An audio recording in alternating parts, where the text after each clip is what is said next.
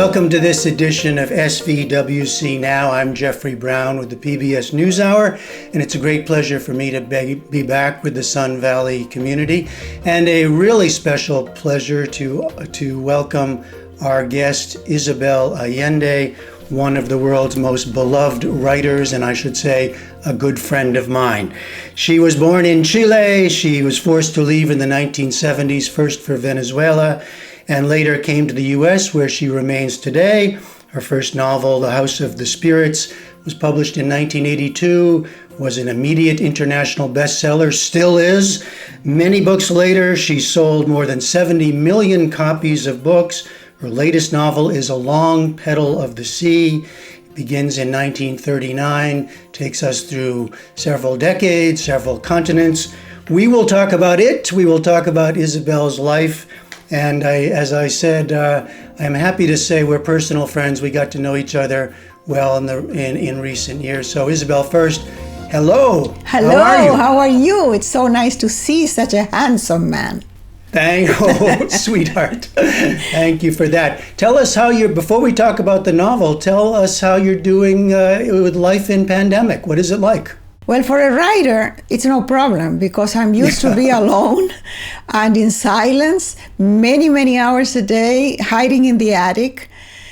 So I'm doing well, and being locked in doesn't affect me that much, except for the fact that now I'm married. I have a current husband, and yes, I have to share that small space with him. We have a very small house with 2 dogs, 1 bedroom. So that is a little hard, but we are coping. We've been married for a year, and we are not divorced yet, so it's working. I think I'll refrain from asking more questions because I know a little bit of that history, but I'm glad to hear it's working out. You know, I was also thinking about you, though, more seriously, writing stories of great drama, of great trauma through history, including what you've lived through. And here we are ourselves living in a drama. Do you register it as a writer yet? Are you able to stand back a little bit, or is it just too real right now? Both. I'm writing a novel that is the story of a woman who lives 100 years. She's born in the pandemic of 1918, the flu, the Spanish flu, which really reached Chile in 1920. And she dies in 2020. So she lives a century. And the two pandemics are like the bookends, of the story, but it's not about the pandemic. And I think that there will be a lot of creators very soon doing everything, television, film, photography, everything about this pandemic, because it's a unique moment in history in which all humankind connected experiences the same thing, because we have had other pandemics, but it comes and goes, and without this global connection that we have today that makes us aware of everything that's happening in the last remote village somewhere. So it is very, very interesting. Did that whole story come to you in recent months, or was that based on an idea you had from long ago? It comes out of discipline, Jeff. I start all my books on January 8th. By January 7th, I had nothing.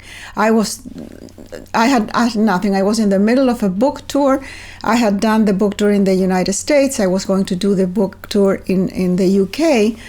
I was just overwhelmed. But I knew that on the 8th, I had to set the day aside and get something started. The pandemic had not started yet at that moment, but I began a book not knowing where the heck I was going. And slowly but surely things sort of unravel. I begin with a story, sometimes with just a time and a place, and then I don't even have the characters, but when the characters come, slowly, at the beginning they are very blurred. They become people, and when they start talking to me and doing things that I never expected, then I know the book is coming. It's coming along. But the discipline is also important, huh? The specific date to get you going, to get you sitting down and writing? Yeah, the discipline not only of starting, but of showing up. Showing up is the hard part sometimes. And the pandemic has made it easier because there's, for me, nothing else to do. I walk the dogs in the morning every day, and then I sit up here in the attic. Here's this little space that you see, and I work. So let's talk about the most recent novel, A Long Petal of the Sea. We readers know, because you tell us at the end in an author's note, that it began long ago, the kernel of a story, a true story that you heard as a young child yourself. What was that story? What stuck with you? Nothing at the time, because the story really happened in 1939, before I was born. I was living in my grandfather's house in Chile when I was a young child. And we had friends that came to visit. Some of them had a weird way of talking. Those were the Spaniards, the Spanish refugees, some of them, who had come to Chile in 1939 under very special circumstances. The Civil War in Spain ended in January of 1939, and 500,000 people walked from Barcelona to the French border, trying to get away from the fascist troops of Franco that had taken over the whole country. And the revenge of those fascist troops was horrible. So people were running away. And can you imagine, on a winter day, terribly cold, 500,000 people at the border knocking at the door to get in France? The French didn't know what to do with them. Finally, when they opened the border to let them in, they put them in concentration camps in beaches that they improvised with barbed wire. There was not even running water, nothing. No shelter, nothing. And people started dying there. And the poet Pablo Neruda in Chile convinced the government of Chile to receive a few refugees.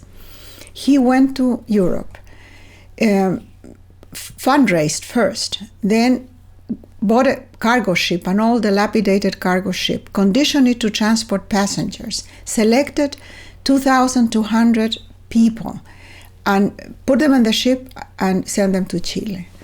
And they arrived in Chile in September of the same year of 1939, the same day that the Second World War started in Europe. So these people were saved by a miracle. And they arrived in Chile and were received with open arms. There was a crowd at the port cheering them, welcoming them. And among them was my family. So some of them remained friends with my family. And that's when I first heard the story of the Winnipeg. But it didn't register with me. I was a child. Many years later, many years later, in Venezuela, I met one of the passengers of the Winnipeg, a man called Victor Pay. He became my friend. He was much older than me, but we became very good friends. He told me his story then, and I kept it in my heart for 40 years. And then I wrote it. And you wrote it, you make a decision to kind of fill in or bring to life the reality, but through fiction. Yes, because I work better with fiction. I can move more freely. I have written nonfiction. I started supposedly with nonfiction as a journalist, but I was a lousy journalist. I'm sure that there was a lot of fiction in my journalism. And then in fiction, I moving my characters freely, I can tell a time and a place, an event like the Civil War, or like immigration, being a refugee, being an asylum seeker, all those things that I know very closely, not only because some of it I have experienced, but because I have a foundation that works with refugees. So I have a lot of stories. So, but in this case, a case like this, the historical facts, I assume, give you a kind of framework to use and then kind of fill in the story from there. Is that a fun thing to do, or is that a kind of restricting thing at some point? No, it's not. It's restrictive in the sense that I have to stick to the truth as much as it's known. But I'm always telling the story from with the voices of those who are not the heroes, not the ones that we see in the history books. I'm talking about women, children, the losers, the people who lost the war, not those who won the war. And that gives me a lot of freedom for the feelings, for the other side of the historical events. And the research gives me so much material that I would have never been able to imagine it. Sometimes the frame, as you call it, is half the book. I really don't have to make it up. So talk to us a little bit about the characters that you did make up then. They were in part based on some of these people that you met, but you start with them in Spain, in that moment, as you described, where the civil war is ending and they become refugees, and then they come to Chile and become closer themselves, but also become part of citizens of a new world as well. Yes. They come escaping from war, but they go to the end of the world, literally the end of the world. Many of them had never heard of Chile, let alone place it in the map. And on the voyage that lasted a month, they were told what Chile was, what to expect, and what they were told was not great. They told them, you have to work a lot. It's going to be really hard. It's a tough country with terrible earthquakes. It's a poor country. It's really far away and remote, disconnected. So when they get there, they know that they are coming to stay. Very few of them even dream that they will go back. However, and they did stay in Chile for 30 years and they had a life. Some of them, however, had to go into a second exile because in 1973 we had a military coup in Chile in similar circumstances as what had happened in 1936 in Spain. A leftist government is democratically elected and the military rebel. And in Spain, they were confronted with the people who fought back and there was a civil war. In Chile, they took over the country in 24 hours. And some of those refugees had to go into a second exile. And that's how I met Victor Pey in Venezuela, where I was also living in exile. But Victor, given that his new land, Chile, was living under a dictatorship, decided to go back to Spain when Franco died in 1975. And he realized that it wasn't his country anymore. So as soon as we had democracy in Chile many years later, he returned. He died in Chile. He was 103 years old. And he died 6 days before I could send him the manuscript of my novel dedicated to him.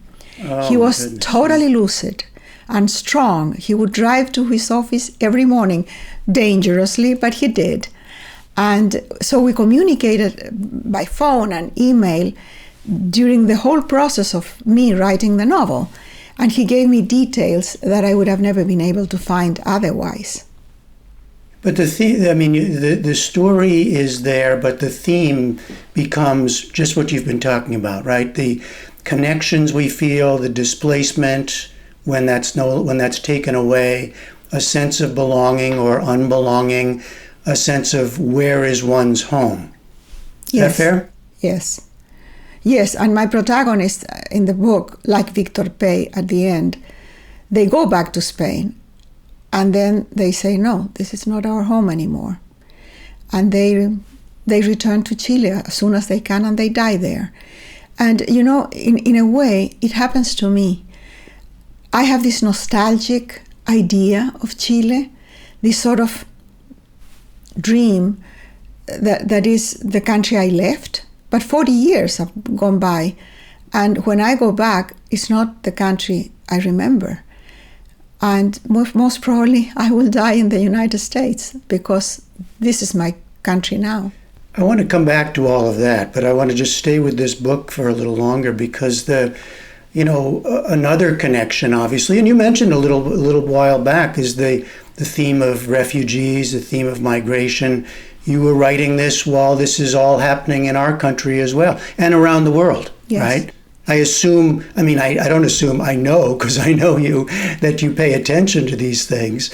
What is it like writing about that history in a novel while you're reading the newspapers or watching the news about these kinds of events right now?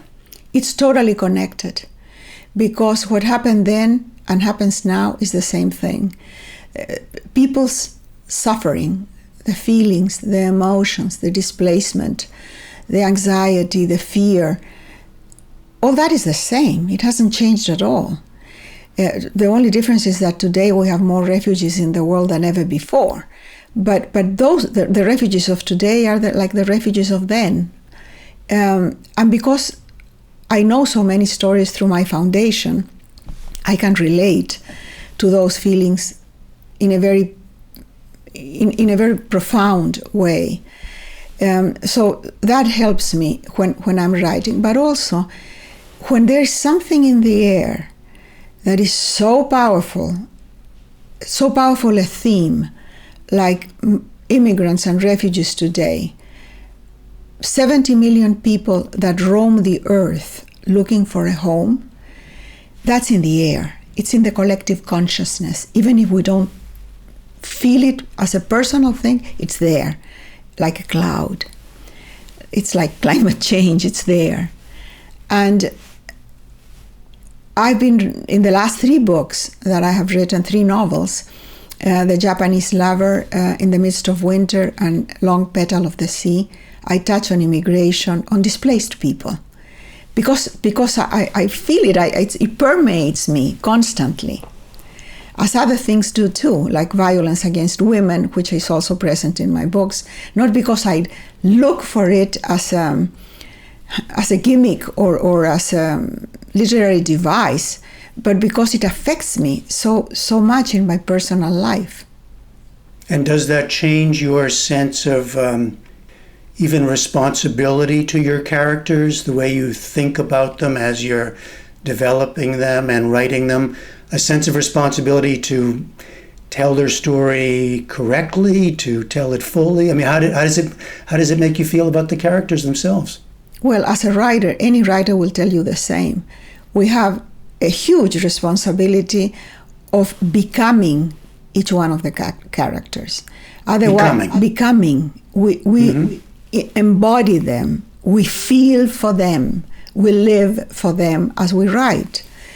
If otherwise, they are like caricatures. There are certain genres in literature, as you know, in which there is a formula, and you sort of stick to the formula, and it works. But when you write what we consider really serious literature, we really try to make characters as complex and contradictory and 3-dimensional as people really are. For me, the easiest way to begin with a character is to look for a person that would be my model. And in the case of A Long Petal of the Sea, I already had Victor Pay. So Victor Dalmau in the book is Victor Pay in real life. I didn't have to make him up. I even described him physically as he was. But sometimes I have to look for the character. It's not as if the character just came to me like Victor did. Let's say that I write a book in which I need a soldier or a priest or someone. I look for someone and I observe carefully to see the body language, the way they are in the world. And then I try to become that person in order to write about them. Of course, in this case, you also had a kind of epic-making global figure in the poet Pablo Neruda, right? Yes. Rather important person in your native country and the world. Yes, and this book would have never been possible. The Odyssey of the Winnipeg would have never been possible without him. He imagined that he could bring these people to Chile. He got authorization from the government, and he did all the work, even selected the people that got on the ship. There's a point in his memoir, I Confess That I Have Lived, in which he says, maybe all my poetry will be forgotten, but this poem of the Winnipeg will always be remembered. I was thinking, I mean, he's an example of a writer, an artist, so in the world, right? So connected to what's going on. This is one of the very specific occasions in his life, but there were many. See, do you think of him as... he was a political man. He was a leftist sympathizer all his life, and then he became a communist at some point. He was at one moment in his life, I think it was 1969. There was a coalition of parties of the center and the left, and the usual candidate for that coalition had been Salvador Allende, who had lost the election 3 times. So they thought, okay, we can't have a loser here. And they asked Pablo Neruda to be the candidate to represent this coalition. And he did for a few months and realized that that was not his calling. He really wanted to write poetry, not to go in a train up and down the country giving political speeches, which he really couldn't do. He would get up in the train and the train would stop in a station and he would recite his poetry. And the crowd would recite it back to him because it was so popular. Mm-hmm. So eventually he said, no, I'm not the right man for this. And then Salvador Allende was again chosen as the candidate, and this time he won in 1970. Let's go to some of that history because it involves you. I mean, starting with the young Isabel Allende. Who was she? What did she do during the day? What were her ambitions at the time? What are you talking when you say young? How young? How young do you want to go, Isabel? Look, for me, everybody's young now. I know. I mean, as a young girl. I mean, age 10 or so. I was living in my grandfather's house, and as a child and a teenager, I was so angry. I was sullen, angry, introverted, a good reader, but furious at the world. Why? I think I was a feminist when I was 5 years old. I hated male authority. I hated the class system in Chile, the way the maids in the house were treated, the way my mother was treated.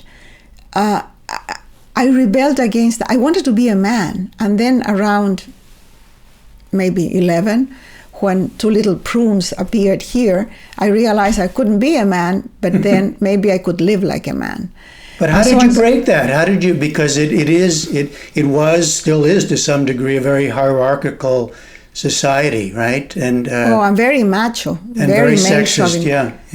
And then the weight of the Catholic Church. Remember that I was brought up in a conservative, authoritarian, Catholic environment.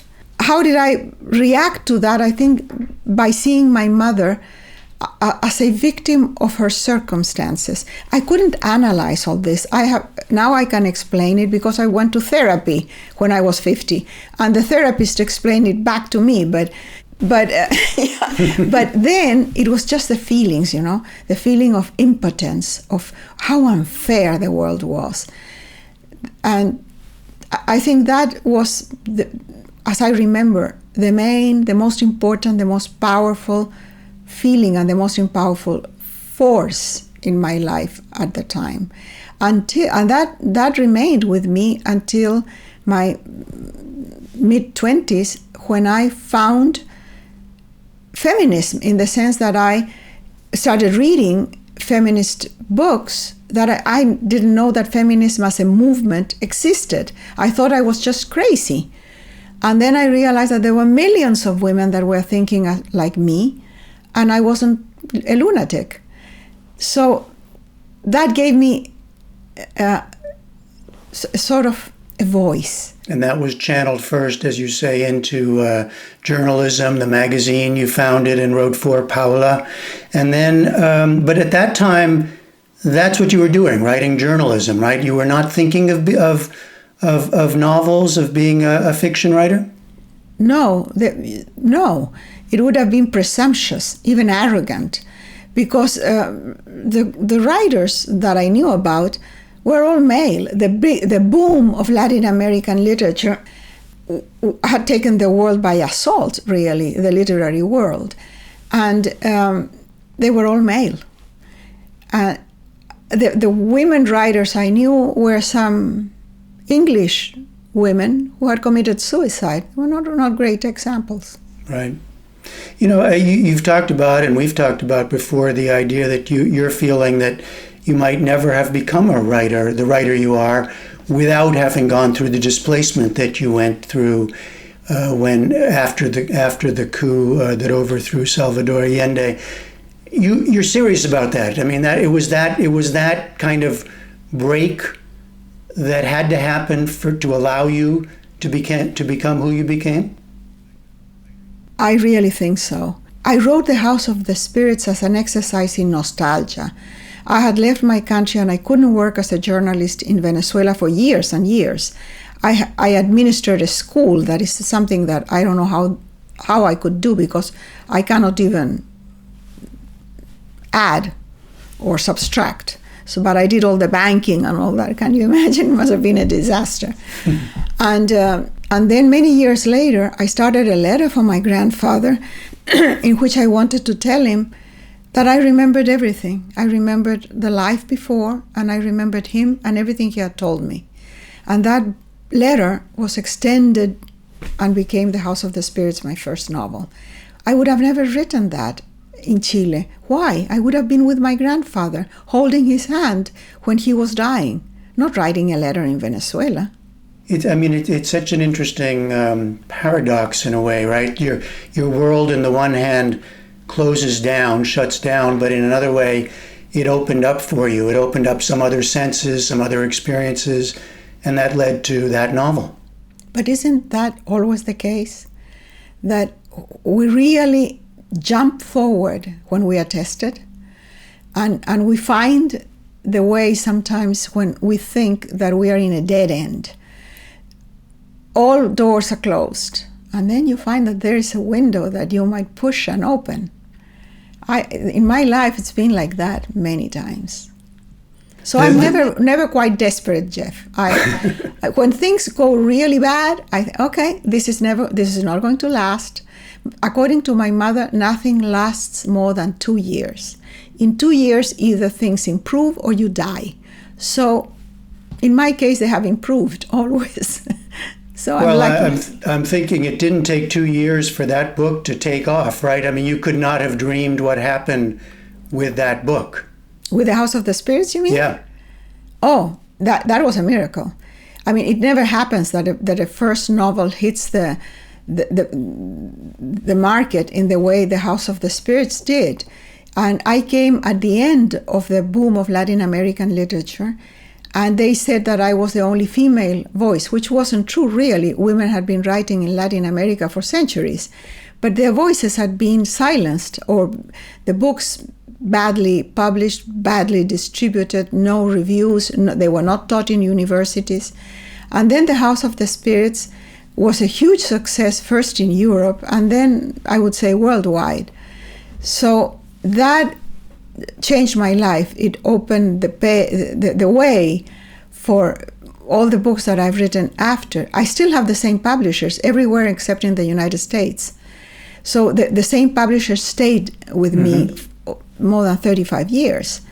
So I don't have to worry about, is this book going to be published? How am I going to do with this book? No, I know that if I write the best I can, it will be published.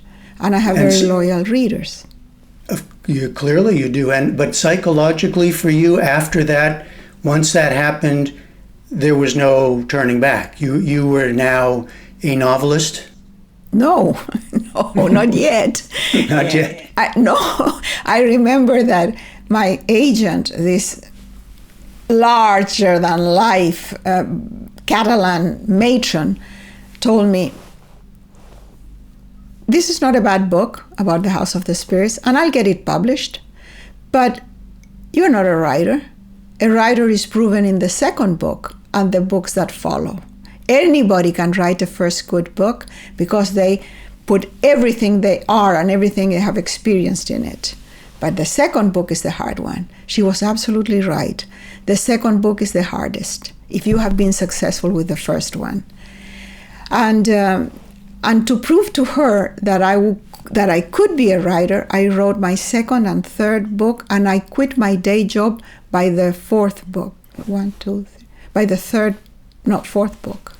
I quit my day job because before I didn't know if I could make a living writing. Although I had this incredible success with books being translated and everything. So when people say, give me an advice, an aspiring writer, I always say, well, don't expect your book to give you money or fame. Write because you love it. And then maybe you luck out, and maybe not.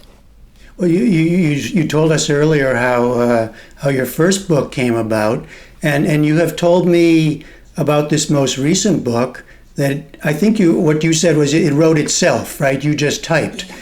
What's the normal manner for you? I mean, was there a certain point where the stories did come alive and you figured out how to write them down, or how to structure novels, how to tell stories in that way?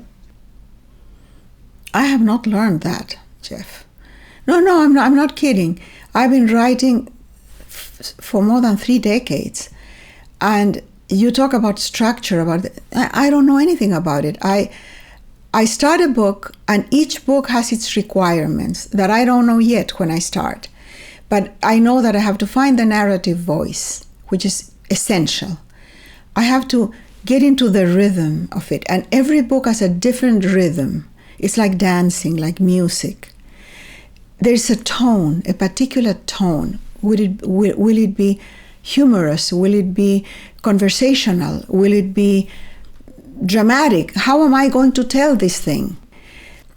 And then you have your material, which is the research. To me, that's so important, because the research will help me find the tone.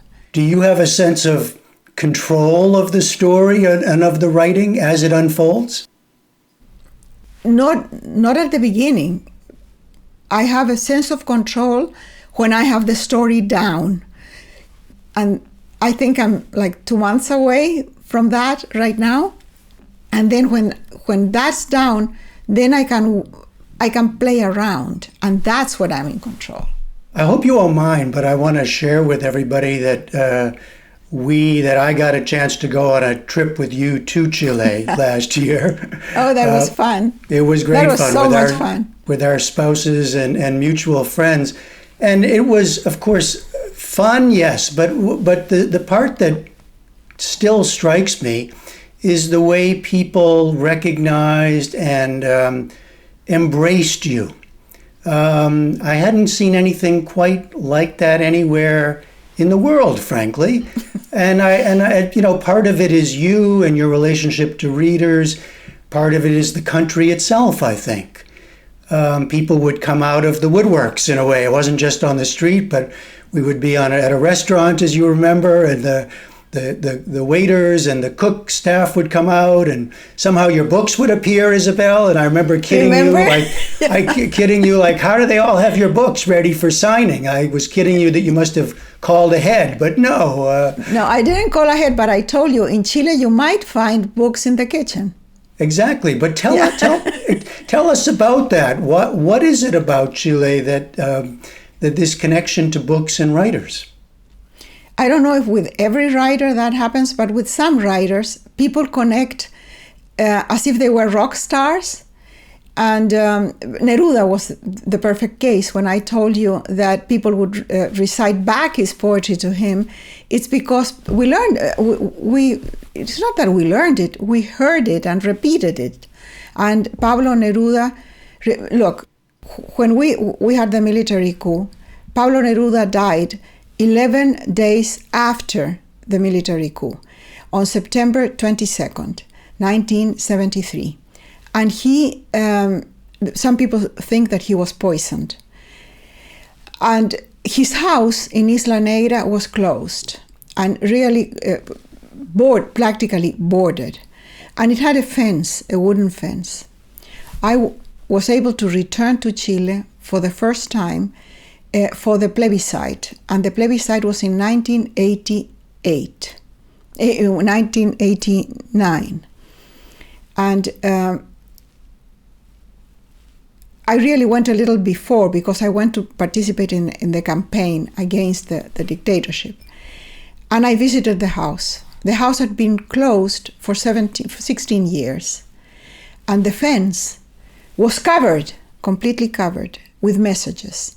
And the messages were little pieces of paper stuck in the wood, or written on the wood, or stones left there. Little stripes of fabric with writing hanging from, covered, of the people who went to say hello or tell their stories to the poet. The poet had been buried in an unknown grave here or there. And then his body finally ended up where he wanted his body to be, in that house. The house is on the beach, and there is a huge rock, and under that rock is Neruda and his wife. They're both buried there. But at the time, the bodies were not there, but people would go there as they go to a shrine. And this is a poet. We are not talking about a politician. We are not talking about a guru here or a rock star. It's not John Lennon. It's a poet. You know, before we took that trip, I read one of your books that I hadn't known before, the memoir.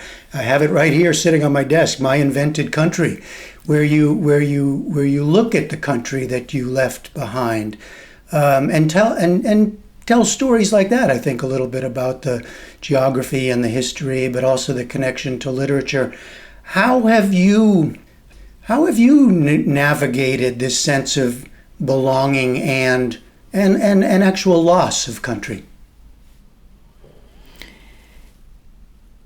Inventing a country, living in that invented country. Of course, the country I left 40 years ago is not the same. The world has changed, and I have changed, and of course the country has changed. And what has also, in a way, changed is part of the idea of who people are in Chile.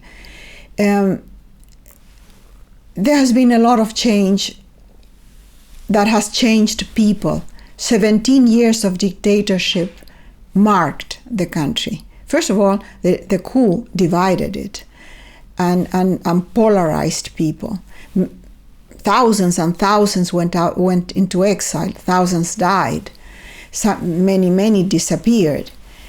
Innumerable people were tortured and punished for being leftist.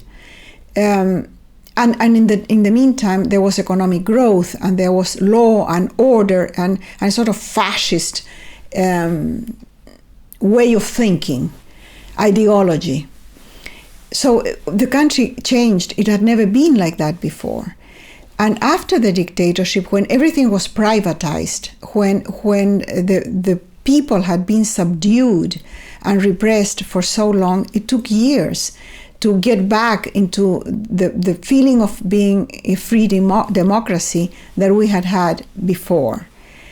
So no wonder it's not the same country at all. Plus, it's a much more modern country. Before it was backward and poor, and now it's not. And what about your own sense of place or citizenship? I don't mean official citizenship. I mean your sense of who you are. I know that history and took you out of that country. Love moved you elsewhere at another time. What's your home? What's your sense of it? When you ask me, what are you? I say Chilean. It's natural for me to say Chilean, and I feel Chilean. I look Chilean, I have an accent. I go back to Chile and I understand all the clues and the codes, and I know exactly where I am, and the sense of humor is the same. That has not changed. And that is so important. You really belong in a place where you understand the humor and where you can use the humor, which look, I'm funny in Spanish, Jeff. I'm telling you, I'm funny in Spanish. You're pretty funny in English too, yeah. And so I go back and I belong. I feel that, but I belong for a week, and then after a week, I realized that my life is here. And so I come back and I keep this nostalgic dream of an ideal Chile, the country that you and I saw when we went in that trip to the south, that ideal place, remember, Pucón? Well, that's probably very changed now. Of course, that fits with the whole narrative you've been telling us for the last 45 minutes about your life, right? Of changes and seeing where things take you. Yeah, you have to be open and let the winds blow you in one direction or the other. And I have lost the fear of death and, of course, the fear of life. So I can live and vote without fear. All right. Good place to stop. The new novel is A Long Petal of the Sea, Isabel Allende. Nice to talk to you, my friend Isabel. Thanks very much. Thank you.